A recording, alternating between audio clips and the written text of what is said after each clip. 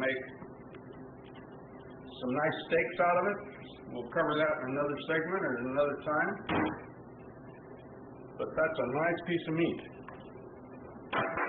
And now the next thing you want to do is run your knife across the top of this femur again. You need to sharpen it a little bit. You need the tip to be pretty sharp. And there's a couple of ways to do this. You can just follow it around, or you can do this. You can just kind of core the top and then take your hook and push it backwards. And that will open that bone up all that much more. What you're going to want to do is continue to take these seams out.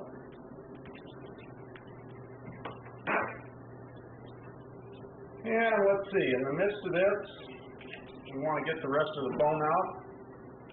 And the way you do that is you start up here on the shank. And it's good to have this hook in your hand. It's just a handy little item. It doesn't cost much. They're $6 or $7 and they'll last your life. And you just pull down on that meat.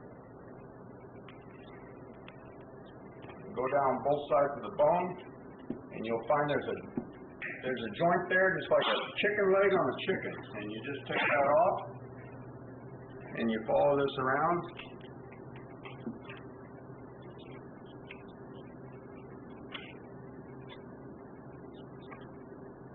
And you pull that off. And here we go. Now we're just down to that femur bone.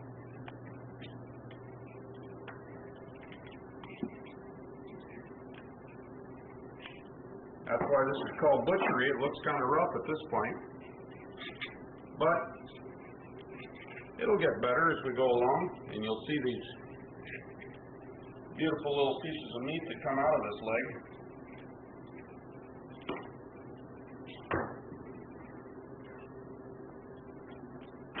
Okay, here is your shank area that comes off, and that'll be for some deer burger or stew meat. And then this part here that's coming off is called the heel, and you'll treat that just about the same. It's kind of a tough piece of meat, but it'll make nice stew if you want. And this next thing to come off is the sirloin tip. There's a little, they also call it a knuckle. And the reason they call it a knuckle is for obvious reasons. This is a little knuckle that has to come off. And you'll see that there's a seam, just like there was in the top round. And you just follow that around as best you can. You'll see that it kind of opens up.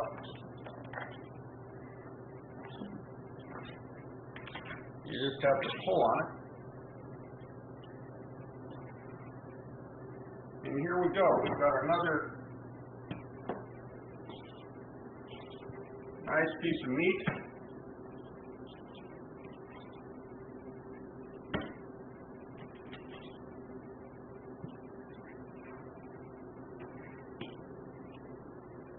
And it can be either made into steaks or jerky or leave it as a roast, whichever you'd like to do. And what we're left here now is with the bottom round, and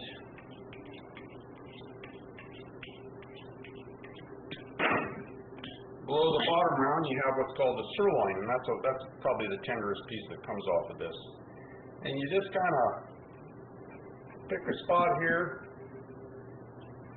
and pull that sirloin off. And you see on the sirloin, this is the top sirloin and this is the bottom sirloin. And there's actually a joint or a seam in between these, but it's not a real evidence seam, so you just take that off. It's a nice piece. And that would be make nice little steaks. And if you're from California or the West Coast, you'll recognize this little part here that comes off as a tri-tip. And who in the world would ever imagine that a deer would have a tri-tip? But it does. And if you take both of them, take one from each side, because the other leg has one just like this, you put them together, you got a little meal, and you can invite your friends over for tri-tip, and they'll be amazed. You'll be the only one in town that's got a deer tri-tip.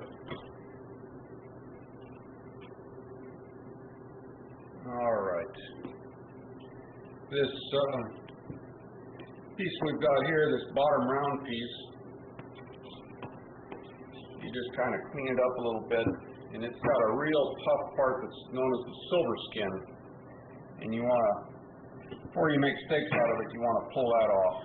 It works. You can use this silver skin, you can put it in your ground beef or your ground venison, and it won't be noticeable, but to make a steak out of it is kind of a crime. So anyway, there you go. You've got either another piece of jerky or some nice steak. And let's see, I could do this other side,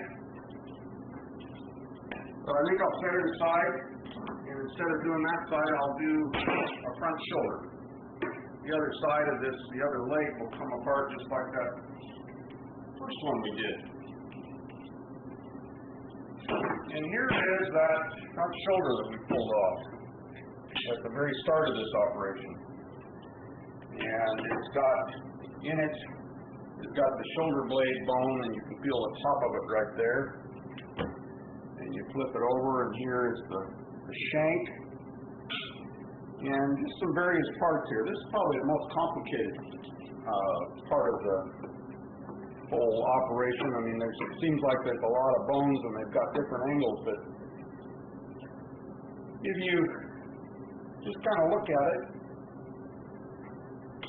you'll see what you have to do here. This is a bone that runs up this way, and it runs across this way and connects to this big flat blade bone. And the way I'm going to do it is I'm going to expose the blade bone, so you can kind of feel where it is. And you put your knife in there in the hopes of running into that joint, but if you don't, you'll uncover it sooner or later. And you just want to take the top part of this off, just so you'll know where you are. Just hold your knife almost flat up against it and pull back with your hook on the meat, and there you've opened up the blade bone, and you want to cut down through this joint with your knife.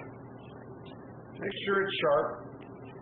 It's always good to just touch up your knife every few minutes with a steel, and don't do it like you see on the Food Network. Don't just pound on it, just gently run your knife across there.